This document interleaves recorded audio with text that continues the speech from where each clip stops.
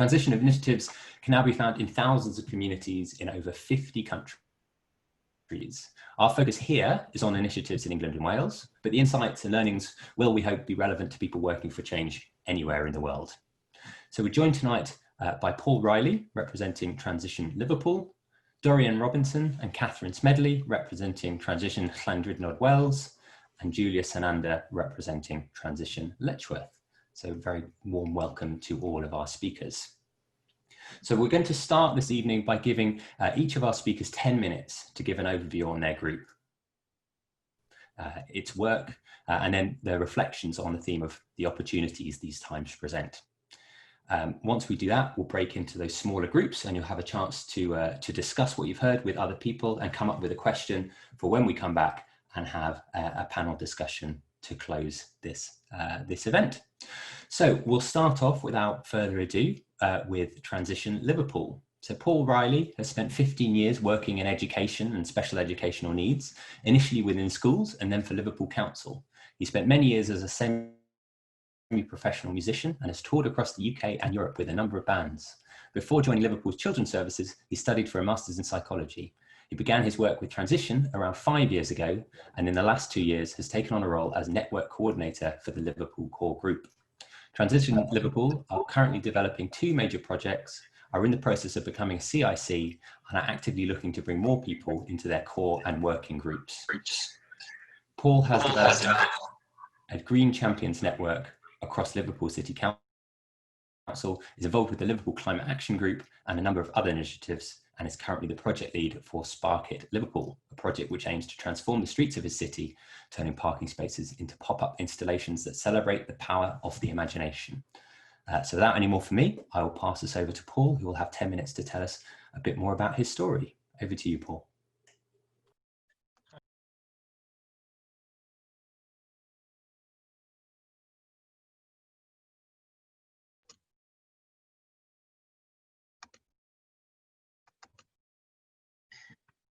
Okay, good evening, everyone.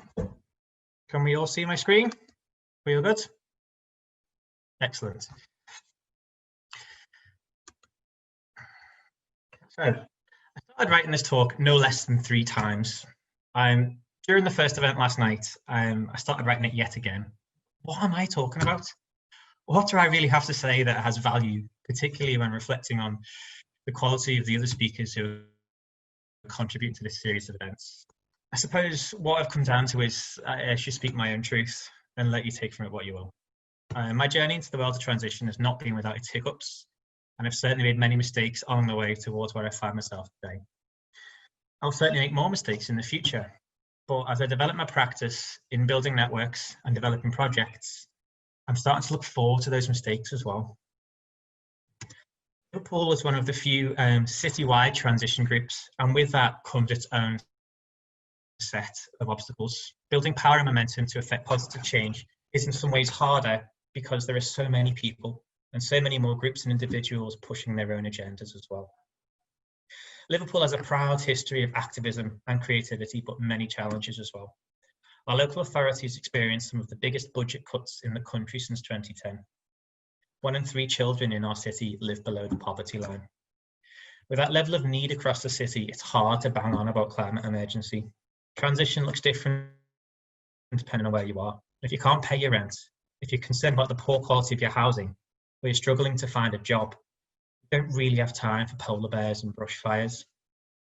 Before lockdown, we went about our transition business through holding monthly meetings. To have free food, some really interesting speakers, engaging workshops, and the odd film showing. We tried to develop working groups and support people who came to us with ideas or areas of concern, but we had huge difficulty attracting new members, and more importantly, members who wanted to act. We tried to support, but as a small core group, we were at capacity, and there was no further time or energy to spare. The most fruitful part of my own work was building networks. Through understanding that we were in a city full of activists, we developed relationships with friends, some of which you can see on the screen here. Despite having that strong network though, it felt on a personal level, as well as for our core group and a lot of people citywide, that things had become so set, efforts to make change were so exhaustingly unproductive. A lot has been taken away from us as well. We try not to get too embroiled in politics, but it's difficult not to in Liverpool. As a city, we voted to stay in the EU, we voted for a Labour government and a Green New Deal, and we didn't get any of it. People in the city have been campaigning on many fronts for a long time, and so little to show for it. How are we going to make things better? Not long after that, at a time when we were just pulling together two very promising projects, coronavirus reared its head, and lockdown changed everything. Without my transition brain, this would have been much bleaker than it actually felt. Instead, we found that possibility lay everywhere. We had our networks, and suddenly so many of the things we had been pushing for started to happen. Friends of the Earth led a lobby which successfully led to Liverpool and 3 other authorities using the Commonplace app to gather data to plan for an active travel network. Some lanes are still in development and there have been difficulties throughout, but 5 months ago I would never have expected to see this.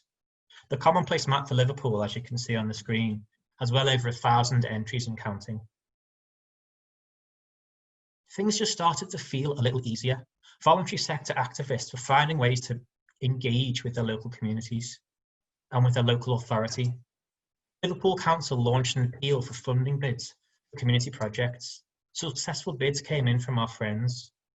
Been creating balms for key workers from local honey, restoring bikes to help NHS staff on their commutes, a coffee shop to raise awareness of domestic violence, a cloth nappy library, community composting, all these things that we'd love to see happen and we're fighting for, and suddenly they're starting to come to life. Things grew and grew, and as we were put under more stress, I watched our communities come together to support each other. I watched love and imagination become the most important things in the world. We launched our own crowdfunder, Spark at Liverpool, an idea which we found as Parking Day, Rob's brilliant book, From What Is to What If. We want to capitalise on this new energy, the flexibility of thought, to get people to reconsider what they want their streets to look like.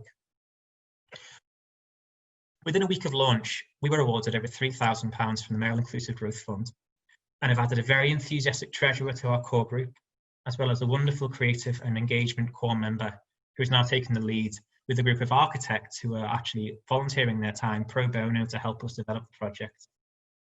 We've got many partner organisations, charities, creatives, community groups. We're going to build a speaker's corner for our Youth Strike climate activists in front of the town hall. We've got multiple platforms for organisations all over the city region. We've got a youth charity that are going to recreate a Van Gogh on the streets of the city. We've got another organisation, which is a local charity that's just been awarded over £3 million to regenerate an old library in Liverpool. They're going to build a library of memory on the streets of the city. I'm going to get people to talk about their memories of Liverpool, write them all down and collect them in the library. Once this particular Sparket is finished, they'll be able to go back to their own actual physical library and take that piece of Sparket with them and can continue to develop that as a community resource. We still need to get over the big first hurdle of a successful crowdfunder. So I will obviously please ask you to all share this across your networks and to donate where you can. But we're already having conversations about further Sparket events across Liverpool City. I just find that this time, where we are at the moment, we are through the looking glass and we're in a point in our lives where the things that we've been talking about, pushing for and fighting for are suddenly starting to happen, because what the world needs now is ideas, and we have ideas. What we need is support and permission and the will of people to actually go away and do these kind of things. But challenging times mean that people start to think outside the box. We've had a huge shake-up, and I feel that it is a really, really exciting time to be in Transition Liverpool or to be in the Transition Network or working in this kind of environment. We don't necessarily need to talk about polar bears and about brushfires to get people engaged in changing their lives and their own worlds. You need to look at what's actually going on your street and in your city. In Liverpool, what we need to do is we need to get people to realise they can do things for themselves. We've always been able to do it, and there's just a little bit of a spark that needs to come out of people like ourselves. We've got a huge amount of organisations supporting us now, and on the screen at the moment you can see some of the really amazing things that have dropped in my inbox today from architects who had given their time pro bono across the city. So obviously we're talking today about the opportunities that these times bring, And I will always just say that in response to challenging times, we're finding that our imagination is becoming the superpower that we thought it all was. Thank you. Wonderful. Thank you so much, Paul. That was amazing. Some really lovely ideas in there, and lots to chew over, and to hopefully hear more about later, like Library of Memory, and explore that a bit more. So do feel free to take notes of questions you want to come back from, because I know it's sometimes it's quite easy to get overwhelmed by information, but that was a really beautiful story. Thank you, Paul, for sharing that. So next up, from Incredible Edible Llandrindod Wales, under the umbrella of Transition Llandrindod, we have Dorian Robinson and Catherine Smedley. So to start us off, I'll pass to Dorian. And Dorian has stood in local general and Euro elections for the Greens in Cornwall and Powys, has been a vegan for 30 years and has an MSc in Advanced Environmental and Energy Studies. Her thesis was on land take for food security in Powys. She's also written for The Ecologist and retired after 28 years as a therapist, and is now focusing on local food security. So over to you, Dorian. Thank you very much, and thank you very much for inviting me to come and talk this evening. It's a delight. So as you can see, I'm all about food and land take for food security. That's what I've been sort of eating and breathing for years now. So we started a group called Incredible Edible Llandrindod last October. So we've been going for nearly a year. And it came from a wonderful event that was put on in a hotel in the town called Facing the Future. And it was put on by a couple of members of the transition group. And I was asked to speak about food security. So I thought, well, that's great. I'd love to do that, but there's no point in doing that and then just going home again and nothing happens. So we set up a couple of, little invitations, sign here if you're interested, expressions of interest. If you'd like to sort of think about food security and what we can do, please sign here. So at the end of the event, we had 30 people signed up. And we went away, we talked about what we could do, and the short sort of outcome is that we formed a group called Incredible Edible and came under the umbrella of the transition group. We also joined the Wholesome Food Association, who I don't know how many of you know the Wholesome Food Association, but they are like the Organic Soil Association, but they're built on trust and they're not as expensive. So we've joined those so that we can, and our members have standards they can offer. And we also joined the Social Farms and Gardens group. And at the same event, there were some other lovely groups that started. We had a technology group, which is still going strong and working with our council on cycle lanes and renewable energy. And we also started an Extinction Rebellion group as well, which is doing very well. And between us, we managed to persuade Powys County Council to finally declare a climate emergency, which is something that they've been hedging around for a long time now. So at least now, all of our separate groups have a little bit of a stick. We've got a carrot, but we've also got a stick now to beat them with, which is always handy. So we formed our Incredible Edible group last October, November. This was obviously before the pandemic. And we were thinking, okay, what are we going to do here? What are the strands to our bow? What's our mission? And basically it's food security. So yes, we need to grow food in the town. We all need to learn how to grow food, but a key thing is to try and change agriculture. Powys is very rural. We have so much land available. And in the thesis that I did, I was able to show how much land each town in Powys needs to be self-sufficient in food. And it's a lot less than the land that we're currently using. So there's plenty of land left for rewilding and reforestation, which is really exciting. So, but we need to engage with the farmers. So we started off by approaching the council, Powys County Council, to ask if they had any available land in the town or spaces in the town where we could start to grow food. And the gentleman we liaise with in the council is a lovely man, and he said, yes, I've got lots of space, but let's start you off with one and see how you go. So what they've done is they've allowed us to use a disused tennis court, and we're going to build raised beds, or we should have had them by now, but there's been a lockdown. So we had the tennis court, and we raised £6,500 from Awards for All to pay for the timbers and the soil and the compost. The idea being it would become a community garden. It would be an example. We could teach people how to grow food. They'll come and help us. There's wheelchair access, there's room for push chairs, there's, you know, seating. And the food would be free to anybody in the town who wanted to come and pick some on their way home. So that would be our that would be our visible place. But outside of that, we wanted to develop a thing called Garden Share, which I'm sure lots of people know about. And that's where people with gardens who have had to give up gardening for whatever reasons, or don't know how to garden, have never developed those skills, can come to us and say, I've got some garden, would you like to grow some food in it? We do that, and we share it with them 50-50, and then the spare food comes into a food hub.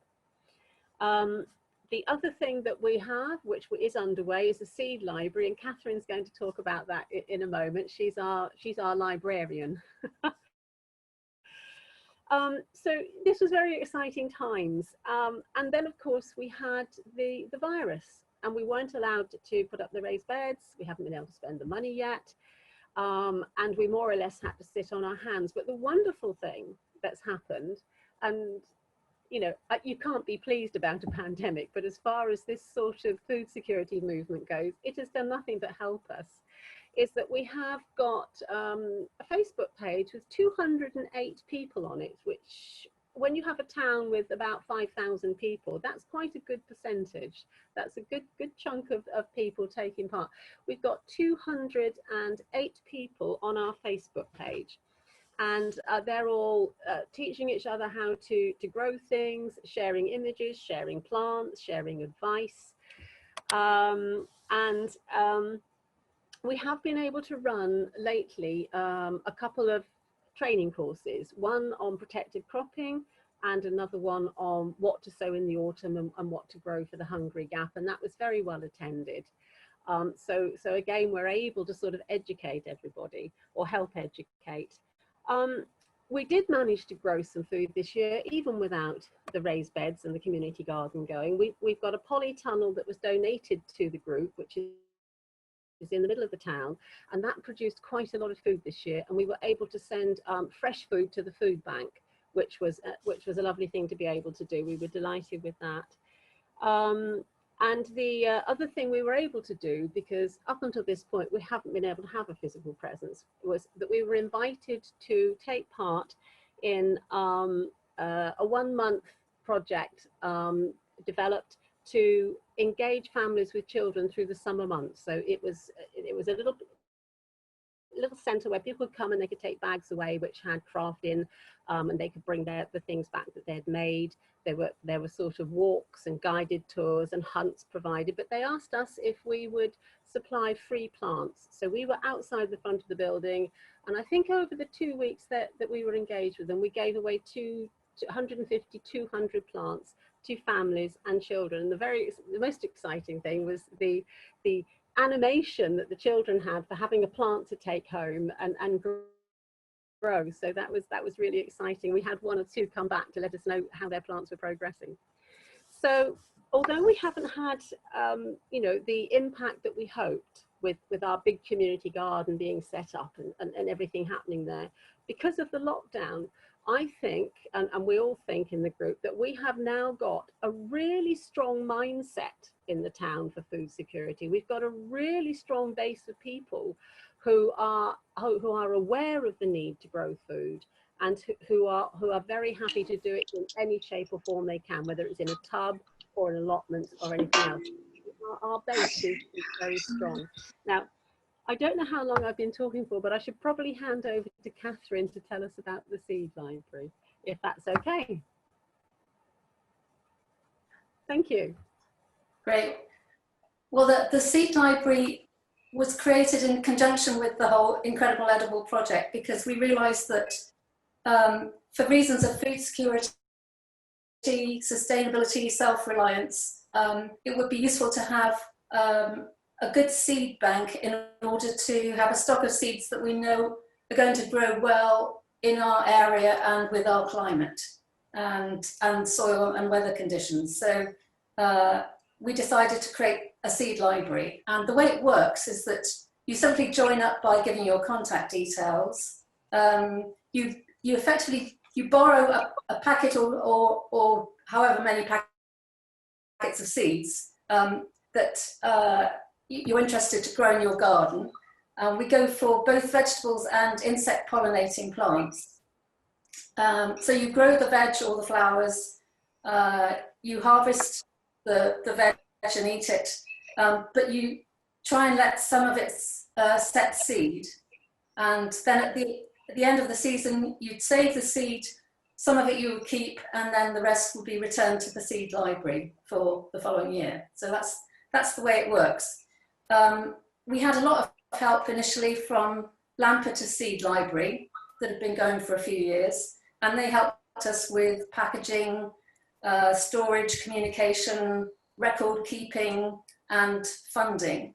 And we also had a workshop was offered to us by a woman called Sue Stickland, who is a bit of a guru on seed saving. She's written a book called Back Garden Seed Saving, and so she was able to give us all the nitty-gritty on seed saving techniques. Another bit of good fortune for us came as a result of the lockdown, because our local Whole Foods shop would normally sell organic vegetable seed, and they realised that with the shop being effectively closed, they weren't going to be able to do that, and so they passed on all their Tamar organic seed packets to us in the library. One more minute, Catherine, if that's okay. Yeah, that's fine. So the Facebook group really allowed us to just communicate what was available, and people would arrange to come and pick up seed. There is an awful lot to learn about seed in that it's not necessarily straightforward, but we're making progress. So thanks. Brilliant. Thank you, Dorian. Thank you, Catherine, so much for that. There's already some a question coming up in the chat box, so please keep a hold of that for later, and some really nice comments. But it's amazing to hear about that, how that one idea of food security has kind of blossomed into to touch so many people in so many different ways, which is wonderful to hear about. So finally, I'm going to hand over to Julia Sananda from Transition Letchworth. Julia's career has been in operational research, and she has worked in the energy, transport and health sectors. She has been involved in Transition Town Letchworth since 2008 and became a trustee when it converted to a CIO in 2014. Transition projects she is involved in include cycling, improving the energy efficiency of houses, and the plastic-free Letchworth project. Over to you, Julia. Okay, thank you. Can you hear me all right?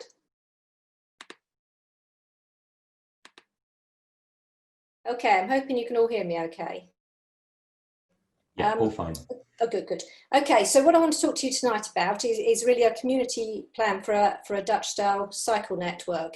The background to this really is it started in 2016-17 when we did a survey of our local cyclists to ask what they thought about different cycling around the town and get their ideas for how we could improve our network.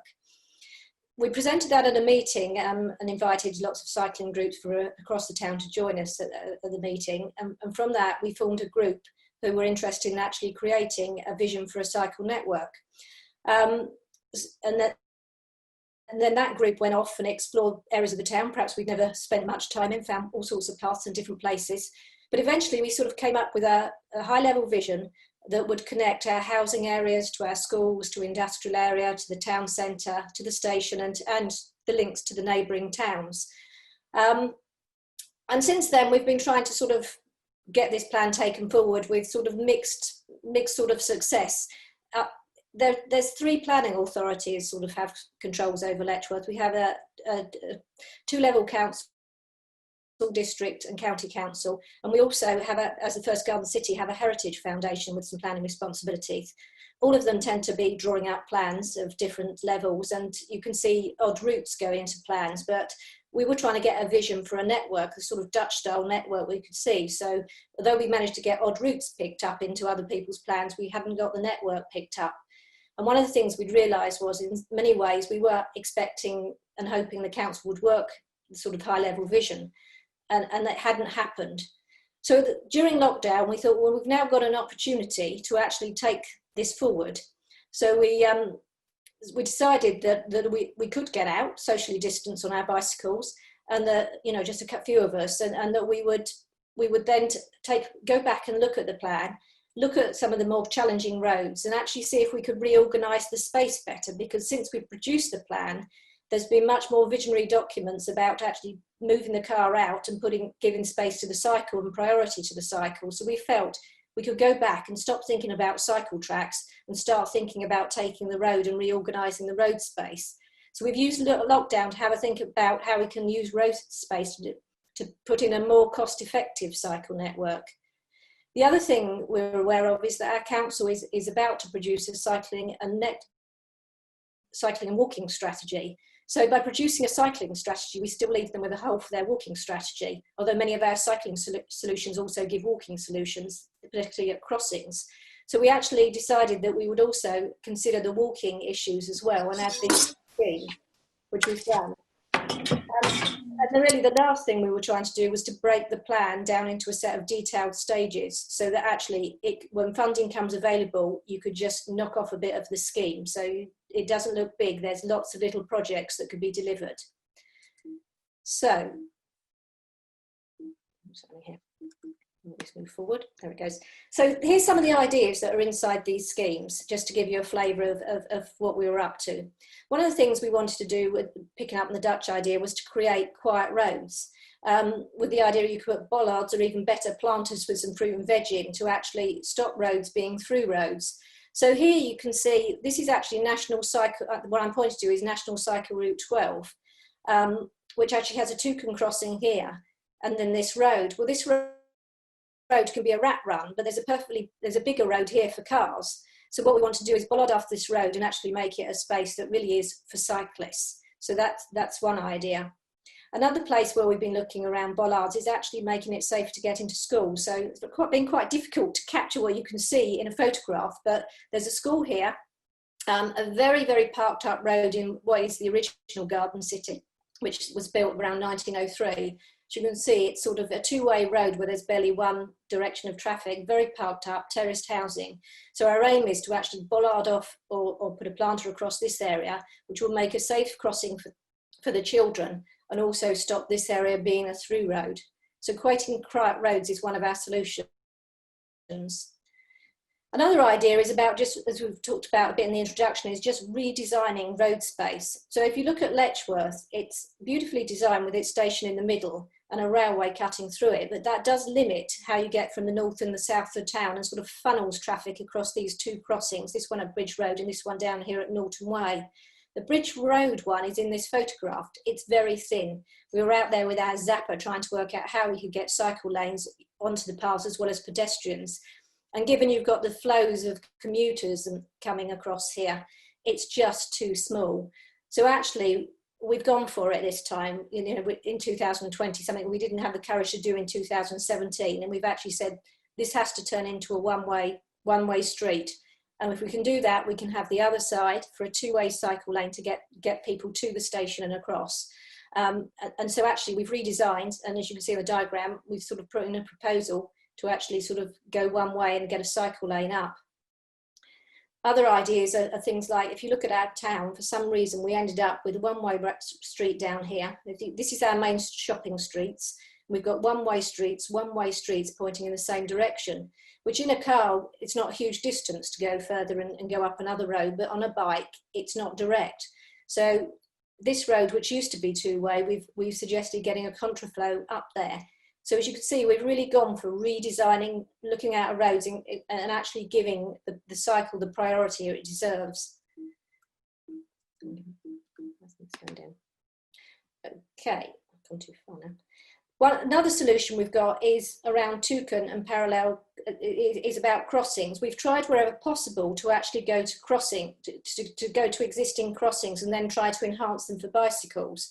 So this is an example of what's happened in London, where there is what's called a parallel tiger crossing.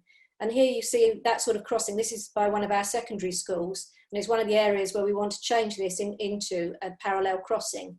Many of our pelican crossings we think can be turned into toucan crossings and help collect our network. So we've looked at existing infrastructure to try and see how we can keep the cost down but actually get this network working. Dutch roundabouts, I think the first one's gone into Cambridge, which is just up the train line from us, and has cost quite a bit of money. But the thing about being in a garden city is we've got quite a bit of green spaces. So this is actually the first roundabout in the country which belongs to Letchworth. We've led the way here. And the lovely thing about this is, if you see, it's already got its path going round as though it's always wanted to be a Dutch roundabout. It just hasn't made it yet. And you see, this is the Google view of it, because I'd love to have got a Google view of how it looks now, but this is the Google view of it, and you can just see the paths, I hope, that go round. So this roundabout, with the addition of some zebra crossings and the cycle lane going round, would actually turn into a lovely Dutch roundabout. And the thing about it is, it connects up to one of the busiest secondary school in the town, and would take the children safely along the road. And currently, we actually don't have good cycling to school rates. So that sort of change we feel could take real benefit. This is another example. This is a roundabout by our station. As you can see, we've already got the zebra crossings to turn it into a Dutch roundabout. So we can see lots of potential to turn these very easily into Dutch roundabout with the existing infrastructure that's there.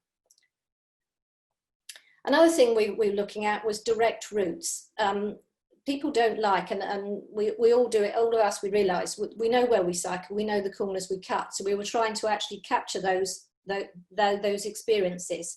This is Letchworth is a town that's been built over a number of generations, and this area of Jackman's is our 1960s extension, which was a really interesting piece of planning in that the roads are all behind the houses, and the houses' front doors all come out to paths and green areas. It's a lovely space, as you can tell from the photographs. But what it does have, therefore, is a huge path network that's not overly utilised, that you can see clearly on. So as you can see here, what we've actually done is said, let's switch some of these into either cycle tracks or shared pedestrian cycle tracks, which allow people to actually come towards the town centre in a much more direct way. So we're very keen on direct routes. This area here is our 1970s car-loving area, slightly differently designed, but it still has a path that takes you up here, which we want to capture, because that could help the school children from here actually get to the school. So we've really been looking for direct routes while we've been designing this cycle network.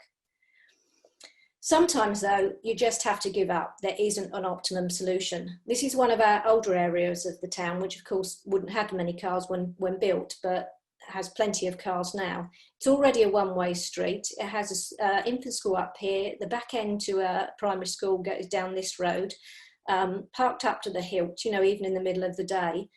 No opportunity therefore to turn it to one way to get a route through for a cycle network. The paths are not wide, leading into front gardens. The verges are not wide. We spent ages looking at this, which is called Archer's Way. We would love to have got a connection through. We had to give in, or we could, in some ways, we realised that people would just have to walk along that one. We have managed to get away through the park to the infant school, and we're going to bollard up. Our suggestion is to bollard up this street to stop through traffic so you can safely get between the infant and the primary school. But sometimes I have to say, you're defeated. We had some great ideas and some novel ideas second time round as we looked at the town that we're really pleased with, but that's one of the roads that defeated us. One more minute, Julia. Okay. I'll go very quickly. During the course of it, we actually sort of worked out the different sort of how we're going to use a cycle track, pedestrian path, and hopefully these slides will be shared and you can see them. We're also thinking about using, because grass verges are so important in a garden city, we're thinking about some of the Sustrans ideas for how to actually surface the area. Hopefully this is linked. UMAP makes a great resource for sharing while you're developing these things. And so if you look at the UMAP, if you think about doing this, you can share and use UMAP, as you've seen tonight, to actually share what you want to do. And the last thing I'd say is our next challenge is to get the funds and get this thing developed, but we have worked in partnership with our council before. And actually, here's a picture of the sort of 400, or some of the 400 cycle parking that we've put across the town, working in partnership, ready for the cycle network across all our schools. So that's what I wanted to share with you tonight. Wonderful. Thank you so much, Julia, for that really thought through and thought provoking deep dive into some really interesting applications there. I really like the idea of a roundabout that's always been dreaming of being Dutch, and you trying to help it realise that dream. What we're going to do now is start our Q&A, our discussion. So we've got half an hour for this, and so we really want to make sure we get through as many questions as possible. So what I want to invite you to do is, in the chat box, post your question, whatever that might be, whatever you've been discussing in the group. And what we will be doing behind the scenes is collating those questions and grouping them together to make sure that as many people as possible get the essence of their question asked and answered. So I'm going to give you a couple of minutes to do that. Just get your thoughts down and get that into the chat. And so while that's happening, the first thing I want to ask our panelists is for their own responses to what each other have said. The same kind of question, I guess. What interested you or excited you about what you heard from the other panelists? So I'll go invite you to go around in the order we spoke from. So Paul, I'll pass to you first. Yeah, it's just amazing to hear so many ideas. I suppose with Dorian's, I love the one thing that jumped out at me was the excitement of children getting a plant and wanting to come back and tell you all about it. We've done some work in schools in Liverpool around that, and like being able to see that happen, going to places like Amsterdam and seeing they have like engagement and education around farming and like teaching people where food comes from. We don't have that as much in the UK, and it's really important to see where your food comes from and how it grows, and it comes from plants. That excitement is just really wonderful and infectious, and you can use that to build a huge behavior change. And then Julia, I think she kept on using this word defeat, and all I could see was all these amazing successes and how they put all that stuff together. Yes, you stumbled over certain different things, but encouraging to see like the links that you built with local authority and the amount of data that you put together. And again, we're talking about this as a voluntary organisation and a group of keen individuals who've done some seriously amazing work, and some really, really solid data there, and stuff that actually people who are professionals getting paid to do this stuff would actually find really, really useful and helpful. So potentially move it towards more your successes rather than your potential defeats, because at the end of the day, each defeat is a learning process for you. I just think it was amazing, both of the ideas that came across. Thank you, Paul. Yeah, absolutely agree. Dorian and Catherine, invite you to share anything you wanted to add. Myself. I'm just seriously impressed with the energy and what's the other word I'm looking for? Diligence? I don't know. The amount of energy that goes into like Julia's whole focus on cycling, the frustrations she must have felt, like we all feel, when we're trying to make a better world, and we are not up against authorities necessarily, but perhaps don't feel they're working with us, and you're knocking on their doors, and the amount of personal energy that goes into it is vast. I'm just really impressed with what's going on, with what's happening with Paul in Liverpool and with the cycleways. And I think also in the little group that I was just with, we were talking about energy and how energy will ebb and flow, and you'll find that the particular transition town in the country is really going for it, and then suddenly it might just sort of dwindle away a bit, but it's down to the energy of the people in the group and how you keep that going. And I just think take your hat off to everyone that's working so hard to try and make a better future. Cracking. Yeah, I'd echo that both what's happening in Liverpool and with the cycleway and Julia, I just feel like we're people who are in it for the long haul, and it's going to take as long as it takes. But there's an awful lot of persistence. I think that's probably one of our characteristics is absolute persistence. We're going to stay with these projects until we break down a few barriers, I think. Absolutely, thank you. Yeah, well said. And Julia? Yeah, I mean, the other two projects full of ideas, really. I'm always off trying to find ideas, and I've got a huge list written down from them, reminding me that we need to sort the nappy library out, you know, and all the stuff that's going on in Liverpool. They're all sort of ideas that we have buzzing that you run out of time to do. So I love the spark it, you know, and the bit in the street, and that's really inspiring. I'm going to go and have a look into that. And the growing, we're often trying to work out about growing, and I'm going to take away the library, the seed library idea, I think. So, yeah, lots of great stuff, I think, for everyone to take away and pick up the bits they want to take forward. Brilliant. Thank you all. So there's been loads of questions coming in, and Mike is working diligently behind the scenes trying to group these together. So one of the first ones that's coming out as a theme is around networking, which I think you all touched on. But Paul, I'm going to pass this to you first. I think you talked about it quite explicitly around, you know, how do you bring all of the different groups together? What are the kind of techniques or mechanisms you would recommend? And just for all presenters, just a reminder, we've got a finite amount of time and a lot of questions to get through. So I don't want to cut you short, but try and keep your answers as kind of pithy as possible. I would say talk a lot. Never say no to a conversation, even though sometimes it may feel really difficult. And sometimes you may come away thinking, oh, well, what was the point in that? But you just never know where it leads. And you're always open to those networks and conversations. I became a network coordinator because I decided I had to go and find out what was going on in the city. So I went to every single event and I physically met these people. And then you're on Twitter and you're on your social media platforms and you engage with people who follow you and you have those conversations. Oh, you do so that's interesting. Tell me more about that. Would you like to get involved in Transition Liverpool? We've got a website. Do you fancy writing something? Here's a platform for you. We can help you do what you want to do. Brilliant, thank you. And Dorian or Catherine or Julia, do either of you want to share anything else about how kind of building that network has worked for you?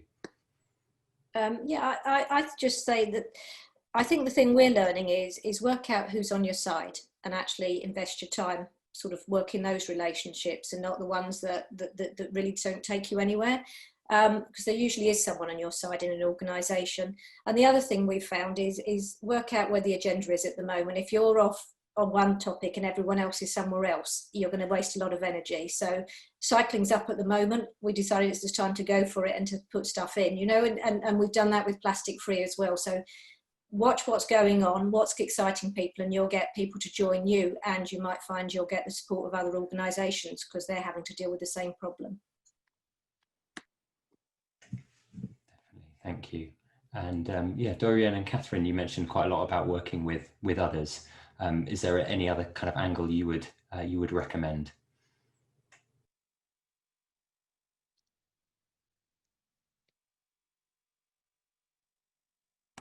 Unmute, there we are. It's basically about good communication. Keep communicating all the time. Even if you think no one's listening, somebody will be. And again, like Julia said, don't spread yourself too thin. You know, don't dissipate your energy. If one angle of your project is working and there's enthusiasm, go with that, and then let everybody know it's working. Communication is everything. Brilliant. Thank you all. So next question or theme that's coming up that touches on this idea, talking about communication and specifically listening.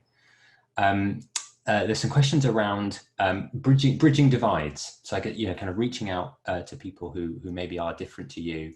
How do we listen better? How do we act more inclusively? And how do we create those spaces? So I guess kind of building on this idea of building networks. This is kind of a deeper question around bringing in people where there is difference and bridging those divides. I'm not sure if, I think all of your work might touch on this. So whoever wants to unmute first and jump in, I'll let you take this one. But how do we do that better? How do we listen more and act more inclusively? Dorian? You're still on mute there. I think it's identifying common goals, because we've all got differences. You'll be surprised how being a vegan, I can upset people really badly, you know. They find it quite offensive that I won't sort of eat the same things as them. Not a problem. What's the common goal? The common goal is, you know, a healthy community and a sustainable planet, etc., etc. And there are lots of areas where we can agree. So communities are so diverse that you just have to find the common goals and the common ground, I think. And the best way to do that is, you know, is to listen. Don't judge, listen, and find the positive in someone and not the negative. You know, don't write them off. Absolutely, thank you. Julia or Paul, do you want to? Yeah, Julia. Yeah, I would say, you know, while we were developing the cycling project, often we wanted to do something really radical, and then we actually stopped and we kept thinking, well, how much of an additional drive for that is the person in the car? So much as we probably would have loved to do some really radical things, we do realise that it's going to be a step change for people, and to get acceptance, you know, in some ways we've compromised in the odd place, you know, more than we perhaps would have done just if we were thinking only of cyclists. We have had to think about other people and their journey of change, and I think it's always worth thinking about that, you know, if you want to get the project to succeed. Thank you. And Paul? I don't know. It's the short answer, which is why I as soon as the last night's conversation finished, I emailed Nick from Brixton, because he's the man and he's doing the research, and he's the one who I really need to be speaking to, because we've got very, very diverse communities in Liverpool, and we do have almost 70-30 balance of females in our transition core group, but we are very, very white, and I don't know how to bridge that apart from to have those conversations and to reach out and find that common ground. And so I'm going to be speaking to Nick over the next few weeks around some specific strategies around that. I have just put a book into the chat, which is How to Resist by Matthew Bolton.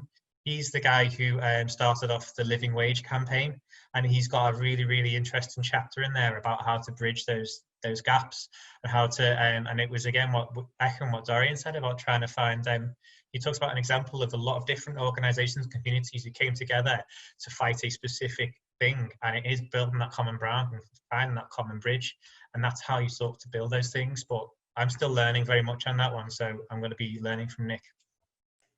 Brilliant, thank you. So yes, definitely some themes about acknowledging when it's difficult and we don't always know the answers, but listening feels really important to that. There's some interesting questions around COVID and lockdown, and obviously we're talking about the opportunity these times present.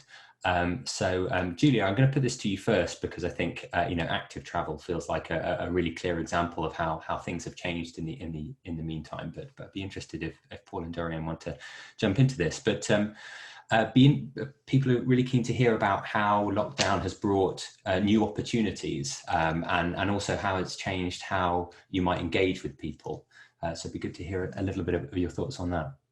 Well, I suppose for us, I mean, we've always had a greenway, which is a very social cycling thing around the edge of Letchworth, which the Garden City sort of put in. And that's been amazingly busy with people on bicycles. So, I mean, you can see actually people have found bicycles. But I really think the opportunities have come from actually looking at the openings that the government have given us. So actually there's this huge tranche of funding, and we've, you know, when they said, what can we do for tranche 1, tranche 2 funding, we had ideas ready and we put them in. So I think it's actually, for us, the opportunity has come because the government's changed its thinking, and we were ready to actually sort of engage with that conversation when it opened up, rather than sitting there, you know, trying to do it from scratch. So I would say, you know, that's from the cycling point of view, the opportunities that's come on.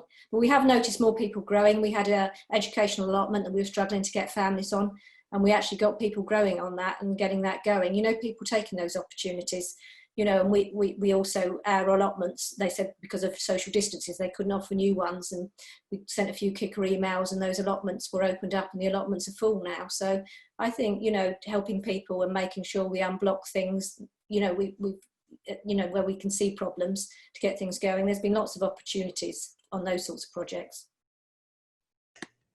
Thank you. Paul, sounded like there were some really interesting opportunities that arose for the work that you're doing during lockdown. Could you tell us a bit about those?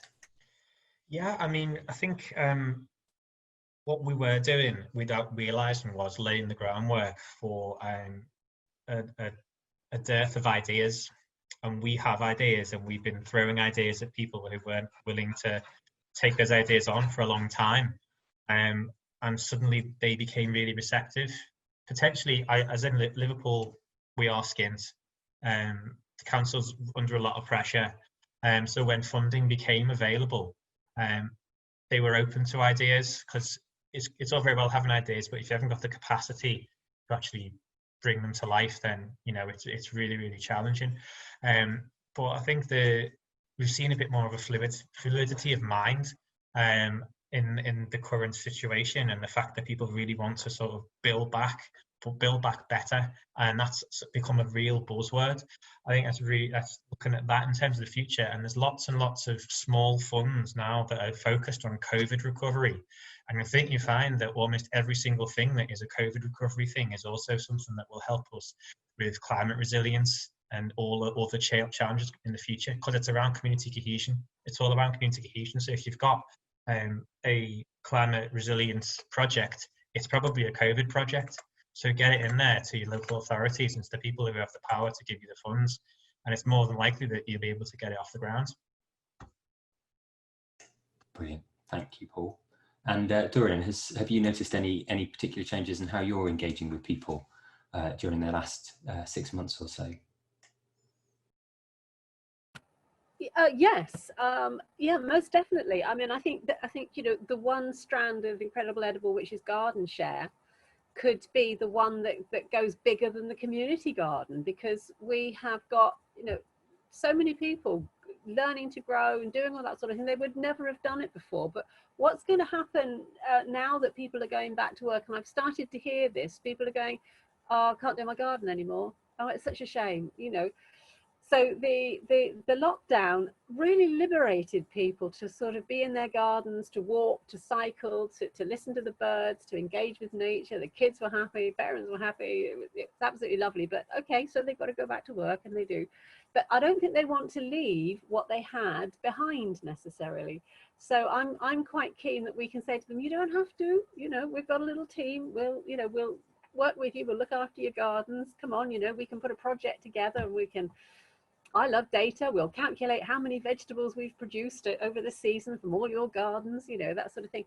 I think people don't want to go back to how it was, even though they're being drawn into it, and they have to. They don't want to go back. There was something very liberating and very, very empowering about the times that people have been through lately. I know it's been very bad for some, but for us it's been very liberating, and I know we're going to lose that.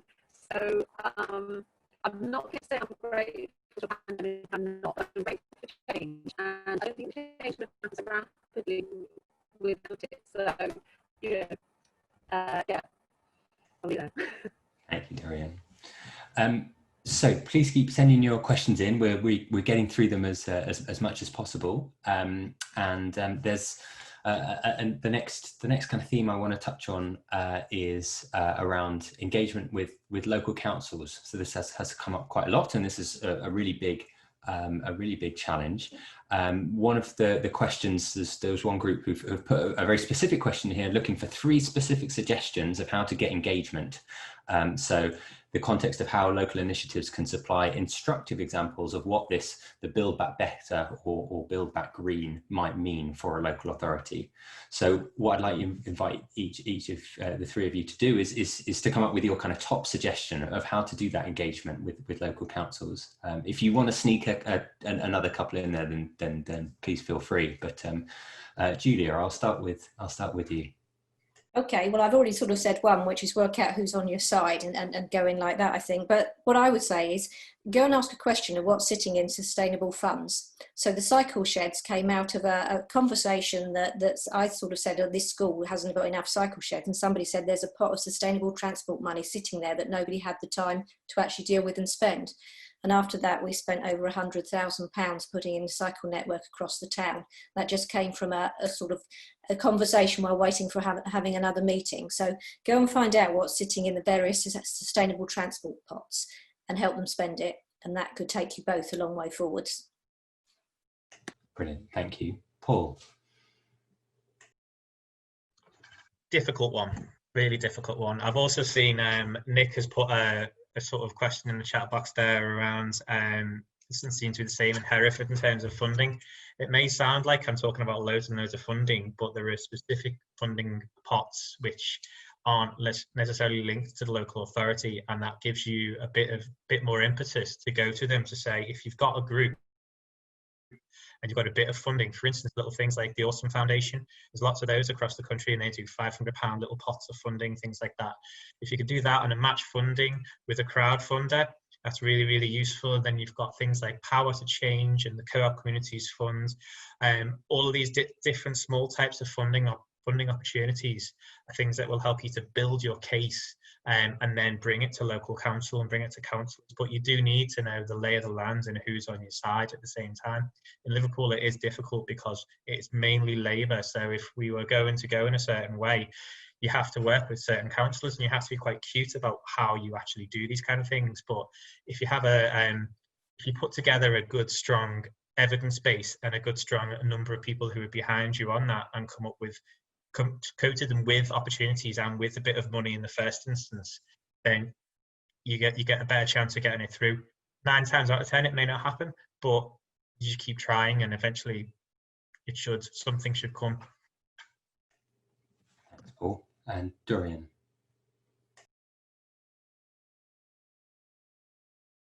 Well, I just sigh heavily when I think about councils. Don't forget that we've elected everybody that's on the council. There's nobody that just shouldn't be getting there without us electing them. So they should work for us. And it's no good them being an ivory tower. They work for us. We employ them, town council and county council. And yet, time and time again, you can be blocked. You can be blocked. You have a good idea, and you can be blocked. And it's as if that, it's not that people have separate agendas, but and I'm not a conspiracy theorist or anything like that. But the best thing to do is to liaise with them. And what we managed to do here with Paris County Council is, we have finally managed to get them to declare a climate emergency. But we have now got a member of the council who is sitting on the transition, in the transition. So we now have a conduit to the council. We have somebody to speak for us and with us, instead of it being people behind closed doors that we can't get to. And you can't do it without them. You just can't do it without them. It has to be the council and the community that work together to make the change that's needed. But like I say, for a long time, it seems that they've operated separately from the rest of us. So the communication, again, is absolutely key. And coming up with solid ideas, well researched and working with them, I think is the answer. I've stood for election for council for, and I thought that's the only way to do it is to go on the inside. But it's really important that we work as a team. Thanks, Dorian. I think some people are having trouble hearing you. It's breaking up a little bit. So yeah, apologies for that, everyone. We'll see if we can get that working again. So we've still got a few more minutes. So I want to try and get through as many questions as possible, and there's a lot. So please do forgive me if I don't get to your questions. There's a theme here around the kind of the groups themselves and how groups are structured. And there's a question here. I'll start off with you, Julia, because there's a question about Letchworth transition, and if you could quickly outline what is a CIO and what difference has that model made to Letchworth transition? A CIO is a charitable incorporated organisation. So in some way, we set ourselves up as a charity first because it allowed us to go for grant funding. So actually it allowed, now we can go for grants that we couldn't have gone for if we just stayed as an association. And I suppose we weren't incorporated because some of the things we do, we felt we didn't, insurance, we wanted the to be able to get on with Apple pressing thermal cameras and stuff, with knowing we were an incorporated, limited liability organisation. So a CIO is one of the easiest ways, I think, as long as you want to become a charity, of actually giving yourself sort of a separating the individual from the organisation, which I think makes people more comfortable to do some of the more ambitious projects. Thank you. Paul, slightly different, but feel free to kind of jump in around the structure. It's a really interesting question about what do you think are the characteristics of a vibrant transition group, and how do groups keep it vibrant? I suppose firstly, I would just say I've seen a theme coming up in the chats that yes, slight bits of negativity and being a bit downbeat around the funding and stuff like that. The reason that we are becoming a CIC is because we need to access funds, and we need to put like big funding bids in, because I'm in a very privileged position that I do have a job, so I can afford to volunteer, even though I'd rather not work 30 hours on top of my 35. I have to, because otherwise I'll go mad thinking of, glaciers.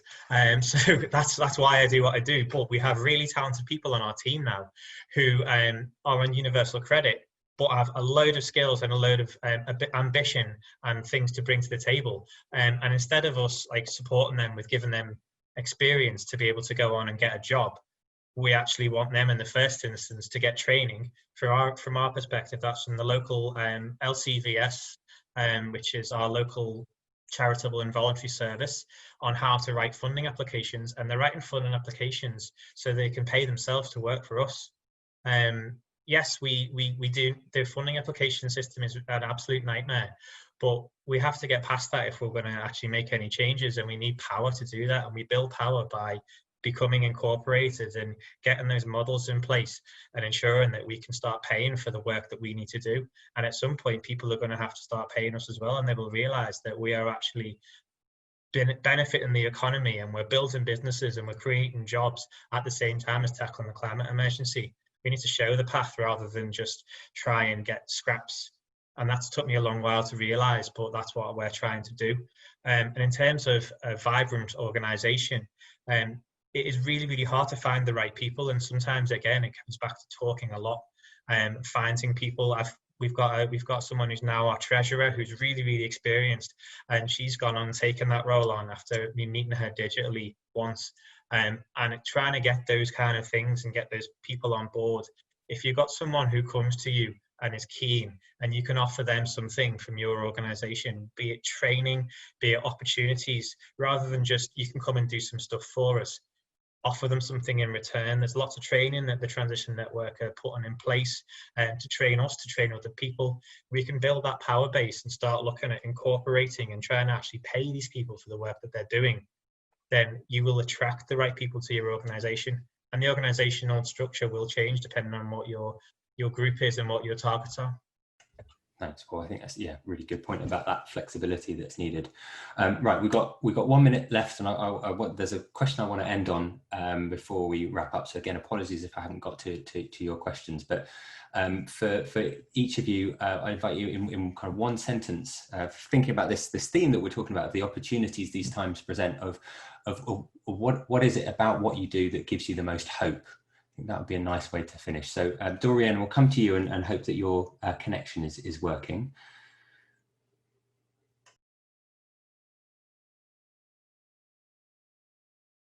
That's it, I'm unmuted. I think, can you hear me okay? Am I? Okay,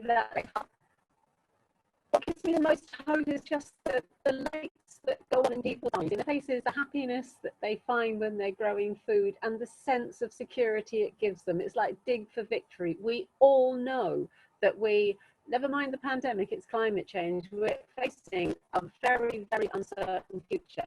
The calm strength that producing your own food gives you, and you can see it on people's faces, is just a sign. So if it doesn't work, but let's just keep watering the garlic. Come on. Thank you. Paul, over to you. It's got to be transition. It's changed the way my brain works. I've struggled in the past a lot with depression, and climate anxiety is something that is coming to the fore in everybody's lives. This is a way of thinking about the world, and it's a practical toolkit.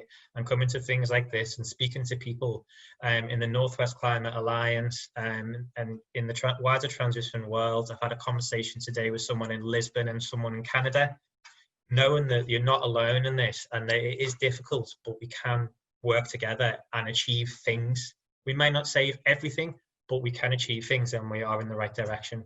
That keeps me going. Wonderful. Thank you, Paul. And Julia. I think the bit that I love to see is when you suddenly see something coming out of the children. So like we did plastic-free Letchworth, and you suddenly find you've got plastic-free schools coming in your town, which don't necessarily come out of us, but you suddenly see this energy coming out in all sorts of people, that actually you realise there are other people working away in the town, and we start to link up and connect with each other. So I think, I've got 2 school-aged children, and when something comes home that actually saves plastic or something else from the school, that gives me hope that there's people out there looking for a better future. Thank you, Julia. So we're out of time, so I'm just going to draw things to a close. Firstly, I just want to say thank you so much to our 4 amazing panelists, Julia, Paul, Dorian and Catherine. Thank you so much for sharing your stories with us. That was utterly inspiring. Also, thank you to everyone else who has joined us. I hope you found it as absorbing as I have. If you're new to transition, please check out transitionnetwork.org and download our essential guide to doing transition, and follow the Transition Network on Twitter as @TransitionTowns and on Facebook as @TransitionNetwork. You can keep up with this project, Transition Bounce Forward, on Facebook by just searching for the name Transition Bounce Forward, or on Twitter as @TTBounceForward.